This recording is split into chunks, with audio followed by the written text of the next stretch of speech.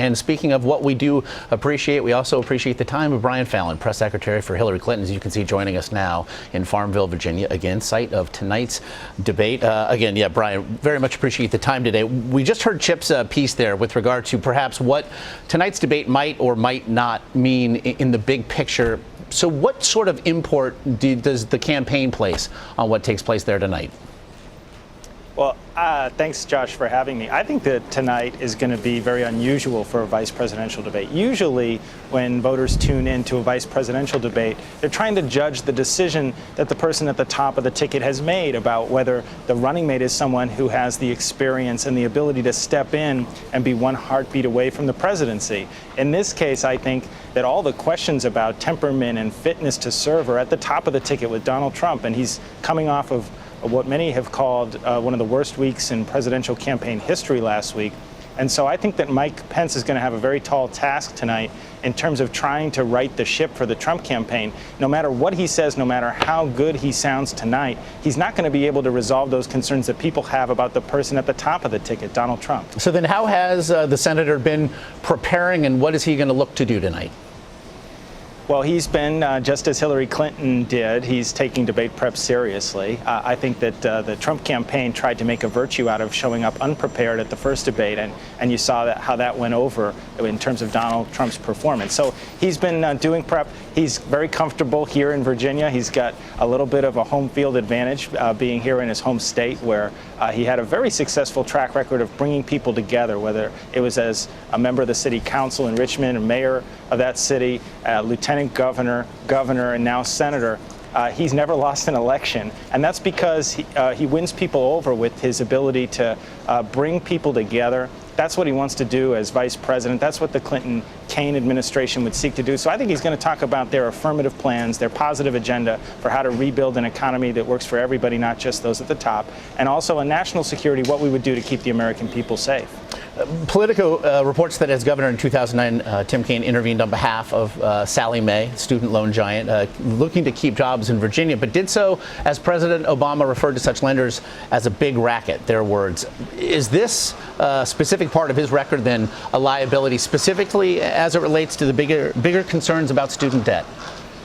No, I think that, look, Senator Kaine has been quite clear at his record of wanting to hold big banks accountable and crack down on lending practices that would be predatory.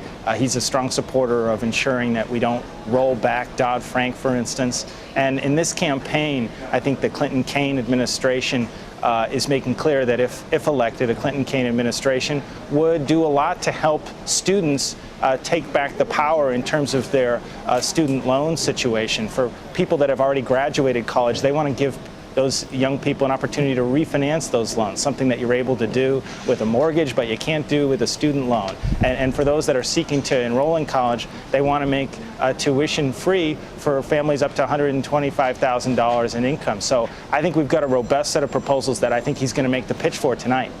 Meanwhile, there are many questions about how Tim Kaine may look to drive a wedge between Mike Pence and his running mate Donald Trump. One issue certainly that seems to be in the offing tonight is the recent revelations regarding Donald Trump's tax returns, something that, in fact, the candidate himself just yesterday referred to as something he put to brilliant use with regard to American tax code. What might we hear from the senator tonight regarding those revelations?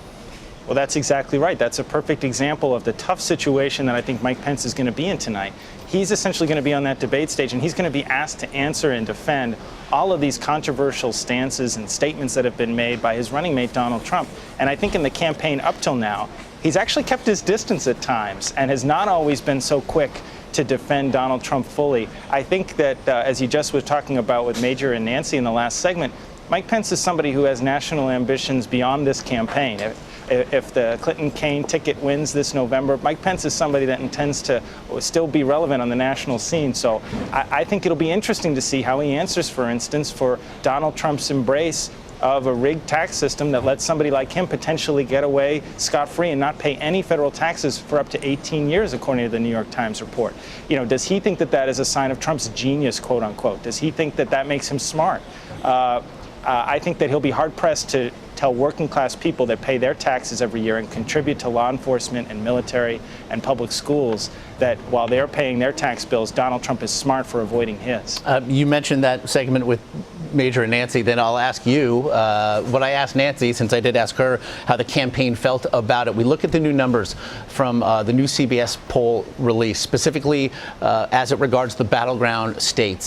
Secretary Clinton doing very well there in the state of Virginia. Perhaps her running mate may be one reason why. Doing well as well in states such as Pennsylvania, but looks to be down 5 points to Donald Trump in the state of Ohio. Is it your belief that Hillary Clinton can win the presidency if she loses Ohio?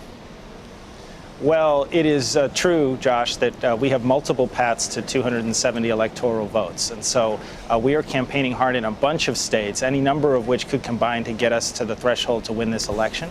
But that said, I don't think that we are conceding anything with respect to Ohio. Hillary Clinton was just there yesterday campaigning in Toledo, campaigning in Akron. She just picked up a huge endorsement from LeBron James, who is a huge figure in Ohio, a native-born son there. And she was talking yesterday about two of these big issues that have emerged in the last week that I think are going to put a lot of daylight between Donald Trump and working class voters in states like Ohio. Number one is his failure to pay taxes. He's not denying the idea that he hasn't paid taxes for 18 years. I think that makes him the embodiment of the rigged system that he says he's going to fix. And secondly, there was a big report yesterday from Newsweek talking about how in his latest business ventures and some of his recent real estate developments, he has used Chinese manufactured steel instead of sourcing those materials here domestically when the U.S. steel industry is in the fight for its life with China. And he's gone on the trail and talked about how we are hemorrhaging jobs to China and that as president he's going to take on China and engage in a trade war with China. And here he is not just outsourcing his clothing line manufacturing to China, but also sourcing critical materials for his building projects. So I don't think that's going to sit well with voters in Ohio, which is sort of at the center of our manufacturing industry here in the United States. So that's what she was talking about yesterday. And if we keep that case up, I think Donald Trump will be on the defensive, even in a state like Ohio. I know it's a very busy day for you, Brian. We very much appreciate the time. Brian Fallon, press secretary for Hillary Clinton. Again, we appreciate it. Thank you very much. Later this hour, of course, we will be speaking to Boris Epshteyn, a senior advisor to the Trump campaign, with more on just how Governor Mike Pence is preparing for the debate tonight. Again, that's coming up right here on CBSN.